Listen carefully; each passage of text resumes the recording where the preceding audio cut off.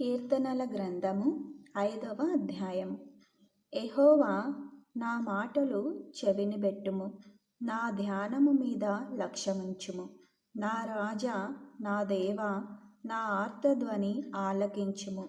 నిన్నే ప్రార్థించుచున్నాను. యెహోవా, ఉదయమున నా కంఠస్వరము నీకు వినబడును. ఉదయమున నా ప్రార్థన నీ సన్నిధిని సిద్ధము చేసి కాచియుందును. నీవు దుష్టత్వమును చూచి ఆనందించు దేవుడవు కావు. చెడుతనమునకు నీ యొద్ద చోటు లేదు. డాంబికులు నీ సన్నిధిని నిలువలేరు.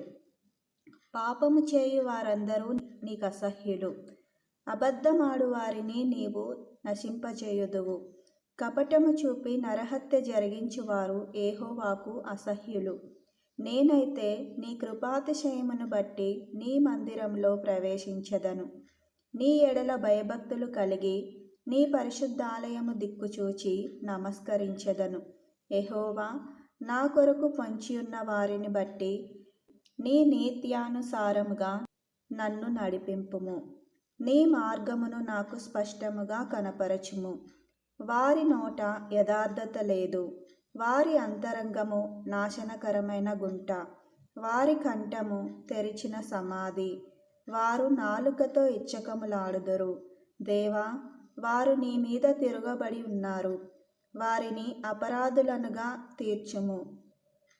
వారు తమ ఆలోచనలలో చిక్కుబడి కూలుదురుగాక. వారు చేసిన అనేక దోషములను బట్టి వారిని వెలివేయుము. నిన్ను ఆశ్రయించు వారందరూ సంతోషించుదురు. నీవే వారిని కాపాడుదువు గనుక వారు నిత్యము ఆనందధ్వని చేయుదురు. యెహోవా, నీతిమంతులను ఆశీర్వదించువాడవు నీవే. కేడెముతో కప్పినట్లు నీవు వారిని దయతో కప్పెదవు. కావున నీ నామమును ప్రేమించువారు నిన్ను గూర్చి ఉల్లసింతురు.